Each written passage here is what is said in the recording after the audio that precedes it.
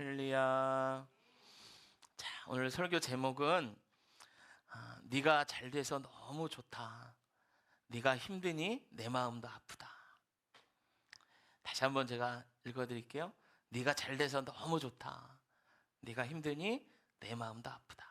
이게 오늘 설교 제목입니다. 할렐루야. 자, 지난주에 내 힘으로 할 일이 있다라는 제목으로 하나님 말씀 보았죠. 지난주 본문에서도 계속 아브라함의 믿음에 대해서 말했어요. 아브라함이 믿음으로 의롭게 되고 그 믿음으로 인하여 모든 사람의 조상이 되고 그 믿음과 함께 믿는 모든 사람이 상속자의 권리를 얻게 된다라고 말씀드렸어요. 이 모든 것을 가능케 한 것이 아브라함의 믿음인데요. 그러면 아브라함의 믿음은 도대체 무언가? 아브라함의 믿음은 한마디로 바랄 수 없는 중에 믿는 믿음이다 라고 말씀을 드렸죠. 아브라함은 더 이상 자녀를 바랄 수 없는 환경 가운데 있었지만 하나님이 주신다 하시니 그 약속을 의심 없이 믿었습니다. 아브라함은 자기의 야망이나 자기의 욕심을 믿은 것이 아니고 하나님의 말씀을 믿었다라고 제가 말씀드렸어요. 아브라함에게 말씀하신 분이 하나님이시라는 거죠. 이 하나님의 말씀과 약속을 붙든 아브라함, 그러면 그는 어떤 삶을 살게 되었는가? 믿고 의지하며 그 믿음을 붙잡고 살아가더라는 거죠. 여러분, 우리가 지난주에 봤던 로마서 4장 18절과 19절 이 사이에는 20년 정도의 세월이 있었다라고 말씀드렸습니다. 오늘 아브라함에게 자녀를 약속하고 내일 아들을 주신 것이 아니다라는 거죠. 아브라함이 하나님의 약속을 붙잡은 이후에 20년의 삶을 살더라는 거죠. 그 삶이 어떠했는가? 18절부터 21절이 말해주는데 18절이 시작이었죠. 바랄 수 없는 중에 믿고 믿었으니. 19절에 가니까 믿음이 약해지지 않았고 20절에 가니까 믿음이 견고해져서 21절에 가니까 능히 이룰 줄 확신하였다라고 말하는 거예요. 여러분, 믿음을 붙잡고 살아간다면 그 살아간다는 것이 그런 것이죠. 그 삶이 삶 가운데 구체화되고 구체적으로 나타나더라는 거죠. 더 굳건해지더라는 거예요. 여러분, 창세기 15장 이후에서도 약속을 받았던 15장 이후에서도 아브라함은 믿음이 흔들리기도 했고 넘어지기도 했죠. 16장에 가면 이스마엘이 태어나고요. 이삭이 21장에 태어나는데 그 바로 전장 20장에서 어떤 일이 벌입니까? 그랄에 갔다가 자기 죽을까봐 아내를 누이라고 속이는 일도 하기도 해요. 그러나 하나님 주신 약속에 대한 그 믿음이 그를 일으켜 세우더라는 것이죠. 이것이 말씀을 붙잡고 약속을 붙잡고 믿음으로 살아가는 사람들의 위대함이죠. 그 어려운 환경 가운데 넘어질 때마다 아브라함이 그렇게 살아난 거죠. 내가 하나님이 나를 통하여 이루어질 일이 있는데 이렇게 살면 안 되지. 하나님의 약속이 분명히 내 안에 이루어질 거야. 내가 이 작은 일로 실망하지 말아야지. 그러면서 그 20년을 넘어질 때마다 일어나더라는 거예요. 20년을 살면서 시험받고 환경에 싸우고 짓눌리고 긴장하고 그런 일이 있었지만 아들을 주시기까지, 그러나 믿음이 약해지지 않고 더 강해지고 견고해져서 아무것도 바랄 수 없는 짓눌리는 환경 가운데 하나님의 약속을 능히 이룰 걸 믿고 확신하는 것까지 나아가더라는 것이죠. 할렐루야. 여러분, 우리는 다 믿음으로 예수님을 영접한 믿음으로 의롭게 되는 자들인 줄로 믿습니다. 이제 우리는 18절과 19절의 20년의 삶을 우리도 이제 살아가는 거죠. 그 믿음 붙잡고 거룩해 우리를 하시고 의롭다 칭하신 그 말씀 붙잡고 그 믿음에 걸맞게 살아갈 때 우리가 더욱더 예수님 닮은 모습으로 살아갈 수 있을 줄로 믿습니다. 할렐루야. 자, 우리가 이제 여기까지 지난주에 보았어요. 자, 이제 우리가 4장을 다 마무리하면서 제가 12장에 대한 말씀을 다시 한번 나누기를 원합니다. 4장 말씀을 보면서 주가 됐던 것은 아브라함의 믿음이었어요. 12절 말씀이 결정적으로 그 믿음이 우리에게 연결되고 그 믿음으로 통하여 우리가 받은 복이 뭔지를 말해주고 있죠. 그래서 아브라함을 통한 믿음의 복이 우리에게까지도 연결되어서 우리는 아브라함과 한 가족이 되고 우리는 더 이상 고아도 아니고 신앙 없이 그냥 그 조상 없는 그런 사람들이 아니라는 것을 말씀드렸습니다. 그래서 우리는 상속자의 권리를 갖춘 그런 아브라함의 복을 받아 누리는 사람들이 다 된 줄로 믿습니다. 할렐루야. 여러분, 우리가 아브라함 안에서 한 핏줄로 엮여진 그런 믿음의 자매요 형제 된 줄로 믿습니다. 한 조상인 아브라함 안에 한 가족 되었다는 것은 우리 옆에 있는 우리 모두가 그렇게 한 핏줄로 엮여졌다라는 말도 그 안에 포함되어져 있는 거죠. 그래서 우리가 아브라함을 부르는 별명이 있어요. 이렇게 부르죠. 아브라함을 이렇게 부릅니다. 믿음의 조상 아브라함 이렇게 부르죠. 여러분 혹시 이런 적 있으세요? 어떤 사람과 잘 몰라도 그 사람이 예수 믿는 사람인 것을 알았을 때 왠지 모르게 기분이 좋고 기쁜 마음이 드는 거예요. 제가 얼마 전에 그런 일이 있었어요. 제가 저희 아이들 오랫동안 다녔던 소아과가 있었는데요. 의사가 설명도 잘해주고 아이들 아플 때 치료를 굉장히 딱 맞게 잘해줘요. 친절하기도 하고요. 그래서 제가 항상 좋은 인상을 가지고 있었던 의사가 있었어요. 얼마 전에 이제 저희 아이들 아파서 또 병원에 갔었는데 예전에는 없었던 그 성경 액자가 있더라고요. 그리고 경음악을 틀었는데 찬송가를 틀었어요. 그래서 그동안 제가 몰랐는데 이 의사가 예수 믿는 사람이구나 알게 됐어요. 그랬더니 제 마음이 참 기쁘더라고요. 집에 와서 제 아내에게도 그 의사 예수 믿더라 이렇게 말했던 적이 있었어요. 여러분 그 의사분과 저는 환자와 그 의사와 보호자로 만날 뿐이죠. 뭐 전혀 아무런 상관도 없는 사람이에요. 밖에서 만나면 이거 인사를 해야 되나 말아야 되나 고민되는 사이죠.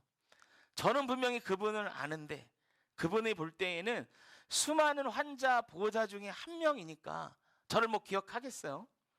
넉살 좋게 인사해도 되겠지만 제가 이제 그런 성격이 아니니까 밖에서 만나면 이거 인사를 해야 되나 말아야 되나 망설여지는 거죠. 이런 사이인데도 여러분 놀랍게 그분이 예수님을 믿었다는 것 그것 때문에 마음이 막 기쁘더라고요. 그럼 왜 이런 마음이 들까요? 왜냐하면 한 조상 아브라함 안에서 우리가 형제되었기 때문에 그런 거예요.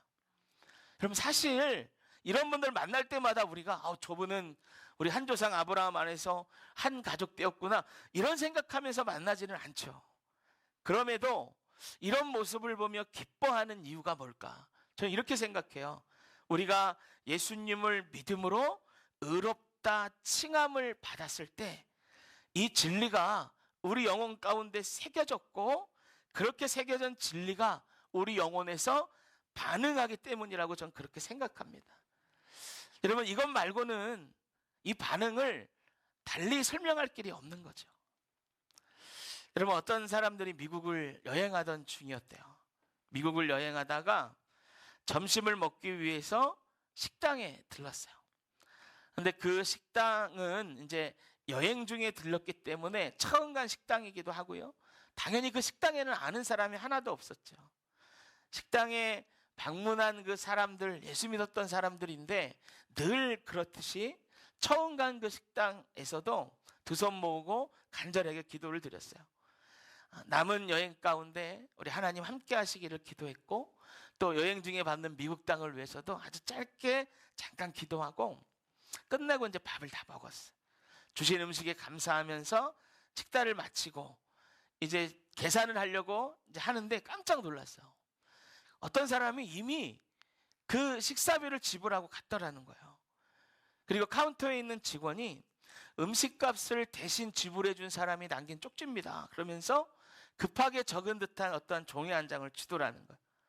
그 쪽지에 이렇게 쓰여 있었대요. 하나님의 이름으로 축복합니다. 당신들이 간절히 기도하는 모습에 우리가 큰 감동을 받았습니다. 나중에 하늘나라에서 우리 함께 만납시다. 캠벌리 부부 이렇게 써 있더래요. 이 쪽지를 받고 식당에서 기도하며 미국을 여행했던 그분들이 너무 큰 감동을 했다는 거예요. 그냥 자신들은 늘 하던 그대로 기도하고 밥을 먹은 것 뿐인데 그 모습이 남들에게 그렇게 큰 감동을 주었고 그 자체가 서로에게 너무나 큰 은혜를 주었다. 이 사실을 느낄 때 그게 너무 자기들에게 감동이 되었다는 거죠. 여러분, 이 쪽지를 쓴 캠벌리 부부는 한 번도 만난 적도 없고 아마 그분들이 이들을 다시 만날 수도 없을 겁니다. 그런데 서로 이런 호의를 베풀고 서로의 모습에 감동할 수 있었던 이유는 같은 조상 아브라함 안에서 한 가족 되었고 그 믿음 안에 모두가 형제요 자매 되었기 때문이죠. 여러분, 이 캠벌리 부부가 우리 하늘나라에서 다음에 만나요. See you in heaven이라고 쓸 수 있었던 그 말의 근거가 뭡니까? 우리가 믿는 믿음으로 아브라함의 복을 상속받는 상속자가 되었다고 제가 말씀드렸어요. 아브라함으로부터 상속받는 두 가지 복을 제가 말씀드렸죠. 하나는 하나님, 나의 하나님 되신다는 것이고 또 하나는 우리가 돌아갈 영적 가나안 천국에 대한 약속이에요.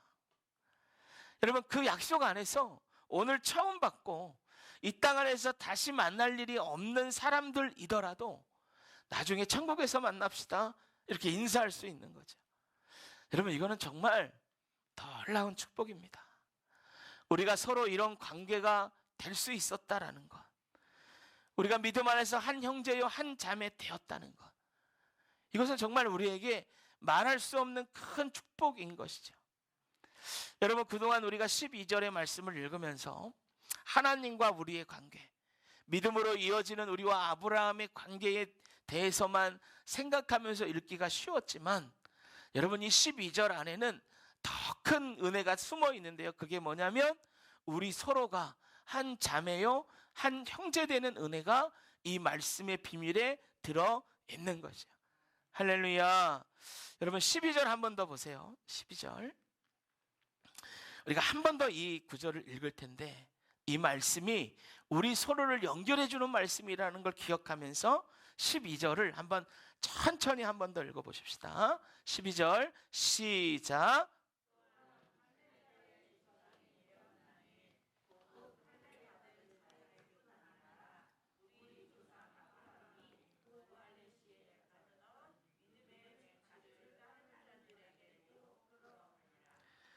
아멘.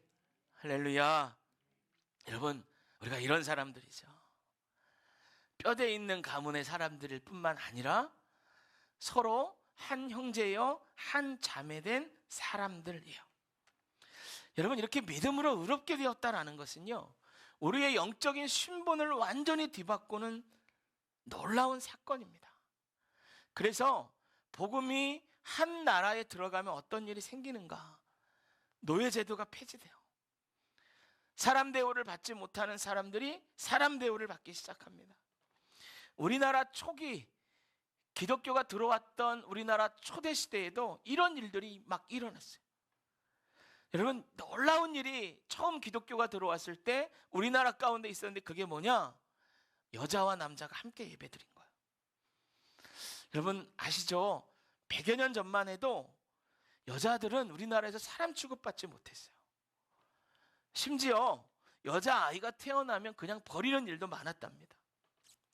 왜냐하면 남자아이는 기르면 힘이 세니까 뭐 써먹을 때도 있지만 여자들은 길러봐야 아무런 도움이 안 된다고 생각해서 부모들이 여자아이들을 돈 받고 파는 일도 있었다는 거예요. 여러분, 예전에 이런 거 있잖아요. 노름판에서 투전하다가 그 아내 팔고 딸 자식 팔고 하는 그런 일이 있었잖아요. 실제로 그런 일이 우리나라 가운데 있었다라는 거예요. 그런데 이러한 환경 가운데 복음이 들어가니까 남자와 여자가 동등한 대우를 받기 시작하더라는 거예요.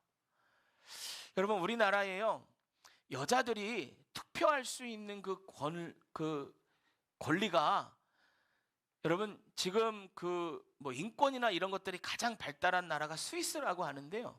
우리나라는 스위스보다 더 먼저 여자들이 투표할 수 있는 권리가 생겼어요. 그거 아세요? 누가 그렇게 만든 줄 아세요? 이승만 대통령이 그렇게 만들었어요. 기독교인이었거든요. 그분은 아펜젤러 선교사로부터 그 영향을 받았던 그분의 제자예요. 그러니까 늘 그런 것들을 알고 있었고 미국에서 유학했던 사람이에요. 그 시대에 프리스턴 하버드에서 박사학위 받은 사람이에요. 그분이 들어와서 제일 먼저 한 게 뭐냐, 여러 가지 일들이 했지만 그 중에 한 가지가 여자들에게 투표권을 주는 거예요. 이게 스위스보다도 먼저 했다니까요. 왜? 복음을 알았기 때문에 그런 거예요. 평등하다라는 거죠. 여러분 복음이 처음 이 나라에 들어왔을 때 더 놀라운 일이 뭐냐면 종과 상전이 함께 앉아서 예배드렸다는 거예요. 여러분 왜 이런 일이 가능한가? 우리 신앙의 선배들이 알았던 거죠. 믿음 안에 우리 모두가 한 형제요 자매 되었다라는 걸 알았던 거예요. 여러분 곁에 앉은 사람을 보세요. 우리 믿음 안에 한 형제요 자매 된 사람이에요. 이 평화교회 공동체 안에서 우리가 이렇게 한 아버지 하나님, 한 조상인 아브라함 안에 가족이 된 것이에요. 여러분 우리는 늘 이것을 기억하고 서로를 대해야 할 줄로 믿습니다. 할렐루야. 근데 여러분 그냥 우리가 한 자매요 형제 되었다 그러면 이게 마음에 확 와닿는 게 없어요. 그냥 그렇구나 그렇게 여기고만 말아요. 그래서 제가 생각해 봤어요. 한 형제요 자매 됐다는 말 좀 우리 안에 확 다가오는 말로 바꾸면 뭘까? 그게 오늘 제목이에요. 이겁니다. 네가 잘 돼서 너무 좋다. 네가 힘드니 내 마음이 아프다. 따라해 볼까요? 한번 큰 소리로 따라해 보세요. 네가 잘 돼서 너무 좋다. 네가 힘드니 내 마음도 아프다. 여러분 저는 이게 한 형제요 한 자매 되었다라는 말의 뜻이라고 생각해요. 여러분 가족들에게는 이런 마음이 있는 거예요. 내 형제가 잘 되면 좋아. 나도 기뻐. 내 형제가 힘들면 우리 마음도 아픈 거죠. 아무리 못나고 부족한 형제라고 하더라도 형제의 부족함이 보이면 우리 마음이 아파지기 시작하는 거예요. 그 사정이 보이고 공감이 되기 시작하고 함께 기뻐하고 함께 슬퍼하는 것이 형제요 자매인 거예요. 근데 여러분 세상 사람들은 그렇지 않아요. 겉으로는 그런 척하지만 이렇게 되기가 쉬워요. 네가 못돼서 너무 좋다. 네가 힘드니 내 마음은 기쁘구나. 여러분 이렇게 되기가 쉬워요. 우리가 예수님을 믿고 나서도 우리 마음에 이런 마음이 아직 남아있다면, 말로만 저 사람은 내 형제요 자매라고 말하고 여전히 우리 마음 한구석에 네가 못돼서 내가 너무 좋고 네가 힘드니 내 마음이 기뻐. 너보다는 내가 더 잘났잖아. 이런 마음이 가득하다면 여러분 우리는 잘못된 마음을 갖고 있는 거죠. 여러분 이런 마음이 가득한 사람들이 교회에 모여 있다 그러면 세상과 별로 다를 것 없는 공동체가 되는 거예요. 그러면 별것도 아닌 일로 계속 싸우게 되는 거예요. 서울 총각하고 경상도 처녀가 결혼했대요. 어느 날 남편이 말해요. 오늘 저녁은 우리 국수나 끓여 먹을까? 그러니까 아내가 말해요. 아유 국시지 국수입니까? 이렇게 말해요. 근데 아무리 생각해도 남편은 국수가 맞아요. 근데 아내는 국수가 아니래. 국시라는 거예요. 의견이 좁혀지지 않아. 국수가 맞다, 국시가 맞다. 계속 싸웠어요. 그러다가 이거 해결이 안 돼. 그래서 동네에서 제일 똑똑하다고 정평이 나 있는 마을 이장에게 물어보기로 했어요. 부부가 가서 묻습니다. 아니 나는 국수가 맞다 그러는데 이 사람은 국시라고 자꾸만 그러는데 뭐가 맞습니까? 그랬더니 이장이 이렇게 말해요. 국수와 국시는 재료가 다릅니다. 뭐가 다릅니까? 그랬더니 국수는 밀가루로 만드는 거고 국시는 밀가리로 만듭니다. 이렇게 얘기해요. 이해가 안 돼요. 아니 그러면 밀가루와 밀가리가 뭐가 다릅니까? 이렇게 말하니까 이장이 밀가루는 봉투에 담겨져 있고 밀가리는 봉다리에 담겨져 있습니다. 이렇게 말. 아니, 너무 이상해요. 또 물어보죠. 이장님, 그러면 봉투와 봉다리는 어떻게 다릅니까? 그러니까 이장이 또 말합니다. 봉투는 기계로 찍어내는 거고 봉다리는 손으로 붙이는 겁니다. 누가 만든 여러분 우스갯소리 소리예요. 무엇을 말합니까? 국시나 국수나 봉다리나 뭐 봉투나 밀가루나 밀가리나 다 똑같다는 거예요. 똑같은 것으로 싸우니 해결이 안 된다는 거죠. 이렇게 질문하고 대답하면 밤이 새워도 결론이 나겠습니까? 아무래도 결론이 안 되죠. 근데 여러분, 이런 일들이요, 별것도 아닌 걸로 싸우고 얼굴 붉히는 일들이 교회에서도 얼마든지 일어난다는 거예요. 왜 그렇습니까? 우리가 복음 안에 한 형제요 자매 되었다라는 사실을 잊어서 그래요. 여러분 생각해 보세요. 지금 우리가 누군가를 받아들이고 용서하고 주 안에서 한 형제 자매로 사는 게 쉽겠습니까? 아니면 그 100여 년 전에 기독교가 한국에 처음 들어왔을 때 그분들이 종들과 함께 예배드리고 여자들과 함께 예배드리는 게 쉬웠겠어요? 뭐가 쉬웠겠어요? 지금이 훨씬 쉽단 말이에요. 여러분, 우리가 이걸 잊어서는 안 돼요. 네가 잘 돼서 나 너무 좋다. 네가 아프니까 내 마음도 아프구나. 여러분, 우리가 이런 마음이 있어야 돼요. 세상 사람들처럼 네가 못 되니까 너무 좋고 네가 힘드니까 나는 너무 기뻐, 이렇게 돼서는 안 된다는 거죠. 여러분 기억하십시오. 우리는 아브라함의 믿음 안에서 예수 그리스도를 믿는 그 믿음으로 의롭게 되므로 그 안에 한 자매요 한 형제 되었습니다.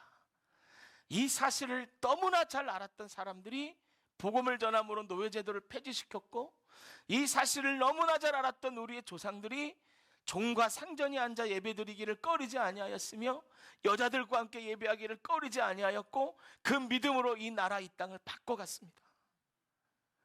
여러분, 우리가 이것들을 믿고 서로를 보듬고 사랑하면 우리 안에도 놀라운 하나님의 역사가 일어날 줄로 믿습니다. 여러분, 이 서신서 전체에서요, 사도 바울이 무려 60곳이 녹는 곳에서 이 성도들을 형제여 자매라고 불렀어요. 바울이 이걸 너무나 잘 알았기 때문이죠. 여러분, 우리가 서로를 한번 바라보시면서 한번 이렇게 한번 얘기해 볼까요? 서로 한번 보시면서 한번 얘기해 보세요. 자, 제가 하는 거 따라서 보세요. 당신이 잘 되니 내가 너무 좋습니다. 당신이 힘드니 내 마음이 너무 아픕니다. 할렐루야. 이렇게 서로를 대하는 저 여러분 되시기를 축복합니다. 마지막으로요, 오늘 본문 한번 보세요. 4장 12절. 우리 이거 기억하면서 이 말씀 다시 한번 읽고 오늘 설교 마치도록 하겠습니다. 4장 12절 시작. 또한 할례자의 조상이 되었나니 곧 할례 받을 자에게 뿐 아니라 우리 조상 아브라함이 무할례 시에 가졌던 믿음의 자취를 따르는 자들에게도 그러하니라. 아멘. 사랑의 하나님,